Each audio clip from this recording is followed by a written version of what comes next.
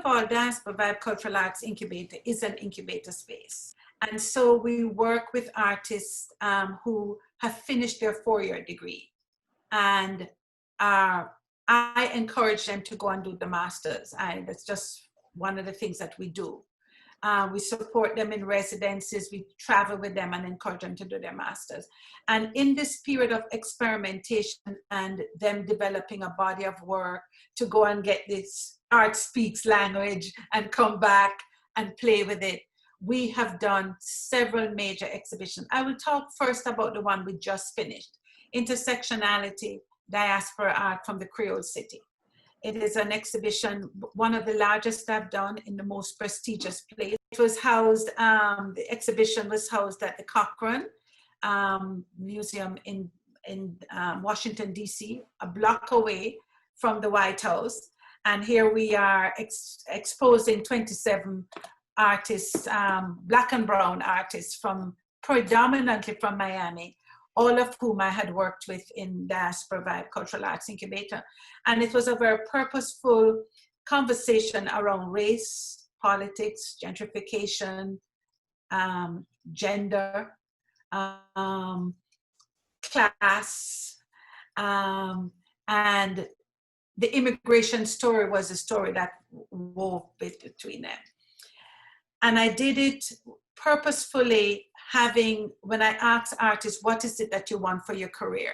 The MacArthur Genius Award is the one that is looming over all of us. So I have a MacArthur Genius Awardee, Dr. Deborah Willis from NYU, in the exhibition as the reach. And she had a conversation with her work with Tyler Mitchell, who is an artist that is a graduate of her program. And then we had 25 artists, many of whom I said are from Miami. And that exhibition is now presently traveling. I just installed it during the pandemic to the Harvey B. Gantt Center in Charlotte, North Carolina. And we're waiting to open sometime September, October, November. The exhibition is there through February.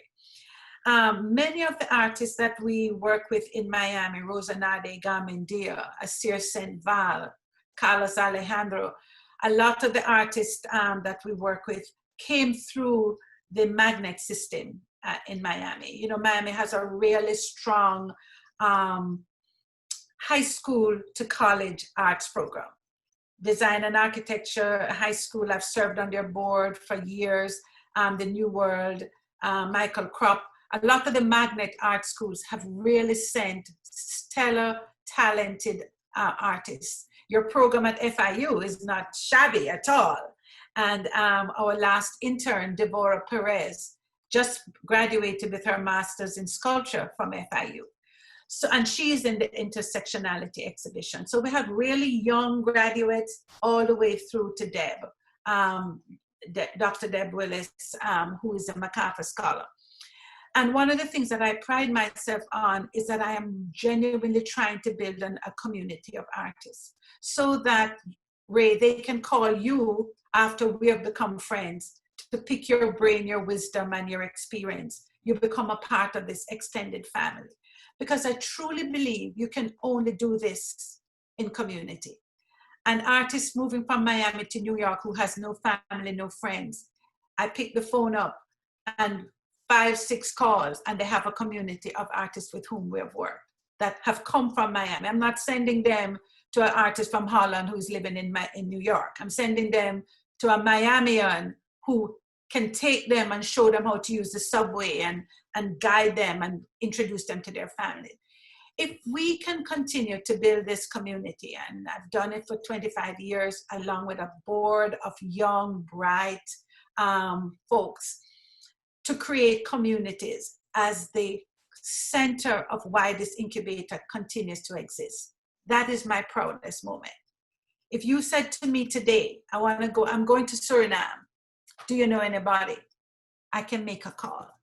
We've been in the past 20 years doing this work yearly in the Caribbean, where we have almost families. We have marriages from out of this incubator. We've had a few divorces with children, but all of us under the incubator anchor, know that there is a familial connection to it. How does that help the artist to get their work forward? You know as an artist that if you are in a space of safety, right? If you're in a space that says, no matter what I bring experimentally, someone is going to have an interest in it. Knowing that my scholarship of the 4 years and the 3-year MFA feeds this language of work. I am not competing with the artist as the leader of this fearless group. I am saying, here is a space, here is a safe space for you to work out the isms of this art world that are unfair, elitist, and frankly, does not allow us an equal space to play. But if you have good work and you are ambitious and focused and a little bit of luck, it can happen. And that is how I address this work. We nurture our artists, as you saw during the pandemic when we did the Farms to Studios program, where artists were losing their space to live and not having and having anxiety around food. That didn't happen after 3 months of conversation. It happened in a night.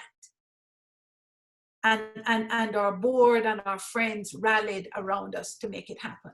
So my hope for these artists are that they will live in a time when folks like yourself and myself turn back to invest in them. And investment doesn't mean just with words. I'm talking about dedicating a 5, a 10, a 15, a 20,000 to them so that they can have this fertile financial space to work from. Having 2 and 3 jobs to create as a contemporary artist is not going to get you to the finish line. We need dedicated space. We need dedicated space. We need time. We need resources, and we need a community to help us to do it. All artists need that, but the artists from the region, I think, because they have so much catching up to do. They don't have any grandparents to introduce them to Picasso's father. It's not going to happen. They have to come here and make it happen in a real way. And this is what I want to die doing, to be honest.